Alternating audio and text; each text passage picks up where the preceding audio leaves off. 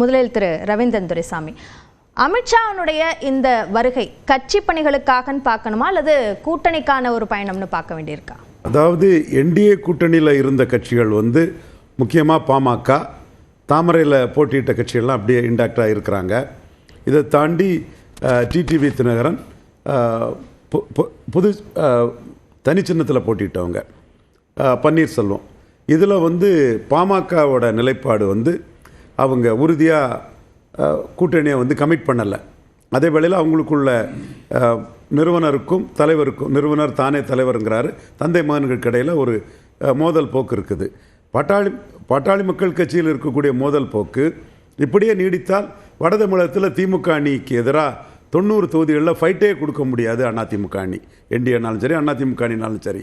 So பாட்டாளி மக்கள் கட்சி ஒரு பிரிவு என்டிஏவோடவும் இன்னொரு பிரிவு அதற்கு எதிராகவும் இருந்தால் வட தமிழக அரசியல் களம் என்கிறது கேக் வாக்காட்டு, சிங்கிள் ஹார்ஸ் ரேஸ் ஆட்டு திமுக அணிக்கு போய்விடும். ஸோ இந்த இடத்துக்குள்ளே பாட்டாளி மக்கள் கட்சி மிக முக்கியமான கட்சின்னு அமித்ஷா உணர்றாரு, டெல்லி பாஜக உணர்றாங்க.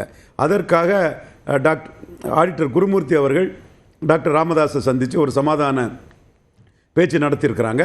அந்த சமாதான பேச்சு 90% சாதகமாக ஒர்க் அவுட் ஆகிட்டுன்னு தான் கருதுறேன். அது சட்ட ஒழுங்கு பிரச்சனையை டீல் பண்ணக்கூடிய காவல்துறை அதிகாரிகள் பலகீனமானவர்களை எதிராட்டு சப்ரஸ் பண்ணி பலமானவர்களுக்கு ஆதரவாக நின்று ஒரு சட்டம் ஒழுங்கை நிலைநாட்டுவாங்க.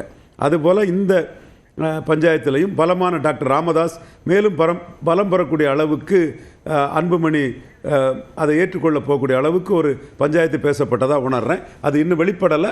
ராமதாஸுக்கு பேட்டியில் அது வெளிப்படுது. அன்புமணி அதை ரியாக்ட் பண்ணாமல் இருக்கிறதுலையும் அது ராமதாஸோட அந்த கருத்து அங்கே ப்ரிவேல் ஆகும்னு நமக்கு தெரிய வருது. அதே வேளையில் கூட்டணிங்கிற அந்த பாதையில் பார்த்தா டாக்டர் ராமதாஸ் தன் கூட்டணியை கடைசியாக தான் முடிவு பண்ணுவார். அதுதான் இப்போ திரு ஆடிட்டர் குருமூர்த்தி போய் சந்திச்சதுக்கு 2 காரணங்கள் சொல்லப்படுது. ஒன்று, அன்புமணி மற்றும் ராமதாஸ் இணைப்புக்கான முயற்சியா அல்லது பாட்டாளி மக்கள் கட்சி பாஜக சேர்வதற்கான கூட்டணி முயற்சியா? அன்புமணி ராமதாஸும் இணைக்காம தனித்தனியானா வட தமிழகத்தில் 90 தொகுதியில் திமுக அணிக்கு போட்டியே இல்லை. அந்த போட்டி வேணும்னா தவிர்க்க முடியாத கட்சி, ஒரு பலமான கட்சியான பாட்டாளி மக்கள் கட்சி முதல்ல ஒன்றா இருக்கணும். அதற்கான முயற்சியை தான் ஆடிட்டர் குருமூர்த்தி இணைப்புக்கான முயற்சி தான் பண்ணியிருக்கிறாரு. அது ஒரு 90% வெற்றின்னு இன்னைக்கு டாக்டர் ராமதாஸுக்கு பேட்டிகளை பார்க்கும்போது தெரியுது. ஆனால் அதே டாக்டர் ராமதாஸ் பேட்டியை பார்க்கும்போது கூட்டணியை அவர் இறுதி தான் முடிவெடுப்பார். அவர் டஃப் பார்கெய்னர். இன்னைக்கு அவர் இதுவரை எந்த பார்கெனிங்கிலுமே அவர் கீழே போனதில்லை. ரொம்ப டஃப்பாக பார்கெயின் பண்ணுவார். 2021 அவர் 23 சீட்டு மட்டுமே வாங்கினாருன்னா 10.5 அவர் ஒரு சாதிச்சதாட்டு ஒரு வாய்ப்பை எடப்பாடி பழனிசாமி அவங்களுக்கு கொடுத்ததுனால, அரசாங்கம் கொடுத்ததுனால 23 சீட்டு ஒரு கையில் 10.5ன்னு அவர் முடிவெடுத்தார். இப்போ அவர் கூட்டணிக்கான வாய்ப்புகள் என்ன வரும், ஒரு கற்பனையாக கூட ஒரு மெட்டீரியலைஸ் ஆகலைனாலும் கூட ஒரு ஆப்ஷனை அவரே ஓப்பன் பண்ணி எந்த இடத்துல கூட்டணியில் சேரணுமோ அவங்கக்கிட்ட ஹெவியாக சீட்டு வாங்குறதுல அவர் ரொம்ப வில்போரோட பார்கெயின் பண்ணக்கூடியவர். அதனால் அமித்ஷா சொல்கிறாரு ஆடிட்டர் குருமூர்த்தி வந்துட்டாருங்கிறதுக்காக உடனே அவர் முருகர் கூட்டத்துக்கோ மதுரைக்கோ போகக்கூடிய ஒரு தலைவர் கிடையாது. இந்த இதில் முதற்கட்டம் என்டிஏ பலமாக இருக்கணுங்கிறதுல தந்தை மகனுக்கு இடையில் உள்ள அந்த கருத்து வேறுபாடு ஓரளவு அது குறைக்கப்பட்டிருக்குது. அதுதான் இதில் அந்த குறைப்பு எதை வச்சு சொல்றீங்க? இப்போ கூட்டணிக்கான முயற்சியானாலும் பாஜக கூட சேர்றதை பத்தி நாங்க பேசி முடிவெடுப்போம்னு சொல்றாரு. இணைப்புக்கான வெற்றி அப்படின்னு எடுத்துக்கிட்டாலும் அன்புமணியை தான் சந்திக்கவே இல்லை அப்படின்னு சொல்றாரு. அப்ப எதை வச்சு இது ஓரளவு முன்னேற்றம் இருக்குன்னு சொல்றீங்க? இன்னைக்கு அவர் பேசுற ரொம்ப கான்ஃபிடண்டா பேசுறாரு. சில பேட்டிகளில் அவர் தாக்குதல் நடத்தல, அன்புமணி இதில் கொஞ்சம் சாஃப்டா இருக்கிறாரு.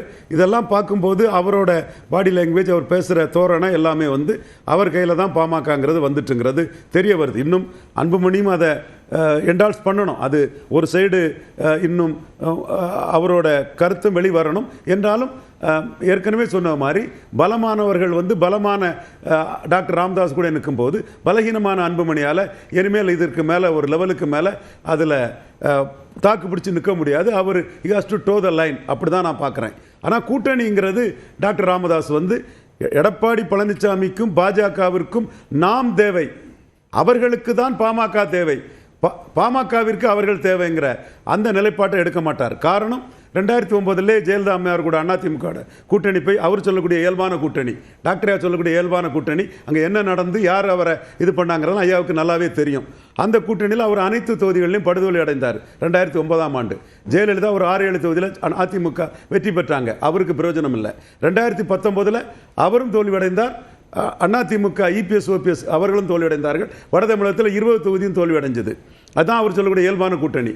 2021 5 இடங்கள் மட்டும் வெற்றி பெற்றாங்க. டாப் ஆஃப் தி ஆல் விக்கிரவாண்டியில் அதிமுக போட்டியிடாத போது எடப்பாடிக்கு vote transferring capacity, seat converting capacity இல்லை, அவருக்கு ஓட்டர்ஸ் மேலே ஒரு கண்ட்ரோல் இல்லாதனால 23% இரட்டைலை வாக்குகள் உதயசூரியனுக்கு போய் சேர்ந்தது. ஸோ அவருக்கு இந்த கூட்டணியில் தனக்கு என்ன கெயின் கிடைக்கும்னு அவருக்கு தெரியும். அதனால அவர்களுக்கு இங்கே வடக்க ஃபைட் பண்ணணும்னா பாமக தேவை. அதனால டஃப்பாக பார்கெயின் பண்ணுவாங்க. மற்றவங்க தான் அவர்கிட்ட இறங்கி போனோம்.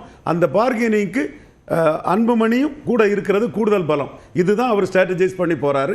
மிகப்பெரிய அனுபவம் உள்ளவர். இந்த பாதையில தான் அவர் பயணிப்பார். இப்போ பாஜகவோட கூட்டணிக்கு போறதுக்கான வாய்ப்பில்லை என்று சொன்னார் 2024. ஆனால் இப்போ குருமூர்த்தி கூட சந்தித்து அவ்வளவு நேரம் பேசினதன் மூலமாகவே பாஜக கூட்டணிக்கு வந்துருவார், அந்த முடிவை அவர் எடுத்துருவார் அப்படின்ற முடிவுக்கு வர முடியுமா? என்ன டேர்ம்ஸ்ல கூட்டணிங்கிறதான் பிரச்சனை, யாருக்கு யார் தேவைங்கிறதான் பிரச்சனை. ராமதாஸ் தான் எந்த பலனும் இல்லையே. நீங்க 2009 இருந்து அதிமுக கூட்டணியிலோ பாஜக கூட்டணியிலோ இந்த பலனும் இல்லையே. 2014 ஜெயித்த ஒரு எம்பிக்கு அவங்க மந்திரி பதவியும் கொடுக்கலையே. 3 எம்பி இருந்தால் தான் எம்ஓசின்னு மோடி கண்டிஷனாக சொல்லிட்டாப்லையே. யாரெல்லாம் முயற்சி பண்ணி அது எதுவும் நடக்கலையே. ஒரு எம்பிக்கெல்லாம் அவங்க கொடுக்க தயாரில்லைங்கிறதான நிலவரம். ஒரு ராஜ்யசபாவுக்கெல்லாம் அவங்க மரியாதை கொடுக்கலன்னு தான் நிலவரம். அப்போ இந்த பொலிட்டிக்கல் கேமில் தன் கட்சிக்கு முக்கியத்துவம் என்ன, தான் எந்த அளவுக்கு முக்கியத்துவமானவன். அப்போ பாமக தான் வட தமிழகத்தில் திமுக ஃபைட் பண்ணதுக்கு அதிமுகவுக்கும் பாஜகவுக்கும் தேவைங்கிறது தான் ராமதாஸ் நிறுவுவார். அதை நிறுவுவதில் சமர்த்தர் அவர்.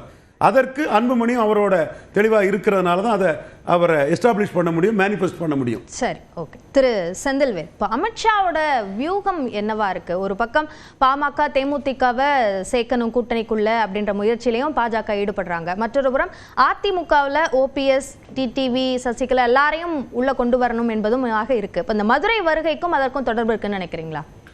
இல்லை, அப்படி இருக்கிறதா எனக்கு தெரியலை அப்படின்னு மருத்துவர் ராமதாஸே இன்றைக்கு செய்தியாளர்களிடம் சொல்கிறார். நீங்கள் வராங்களா, கூட்டணிக்காக வராங்களா அப்படிங்கும்போது அப்படிலாம் எனக்கு ஒன்றும் தெரியலையே அப்படின்ட்டார். இப்போ ஒரே குழப்பமாக தான் இருக்குது. இன்னமும் அதில் ஒரு தெளிவு பிறக்கவே இல்லை. இன்றைக்கி டிடிவி தினகரன் அவர்கள் நீங்கள் கேட்ட ஒவ்வொருத்தருக்கும் இன்றைக்கி பதில் சொல்லிட்டாங்க. டிடிவி தினகரன் அவர்களிடம் இது குறித்து செய்தியாளர்கள் கேட்கின்ற பொழுது அவர் சொல்கிறாரு, இல்லை எனக்கு என் கட்சி நிர்வாகிகளுடைய திருமணம் அந்த டேட்டில் இருக்குது, அதனால நான் அப்பாயின்மெண்ட்டே கேட்கலை, கேட்டால் எனக்கு கிடைக்கும், நான் கேட்கலைங்கிறார். தட் மீன்ஸ் கேட்டு எனக்கு கிடைக்கலன்னு பத்திரிகைகள் என்ன செஞ்சிடக்கூடாது. ஏன் அமித்ஷாவை டிடிவி தினகரனால் பார்க்க முடியலை? அப்போது எடப்பாடி பழனிசாமியுடைய கரம் தான் ஓங்கி இருக்கிறதா, டிடிவி ஓபிஎஸ்னுடைய கரம் அங்கே சற்றே பலவீனப்பட்டிருக்கிறது அப்படின்னு என்னை போன்ற அரசியல் விமர்சகர்கள் அல்லது ஊடகங்கள் வரக்கூடிய செய்திகள்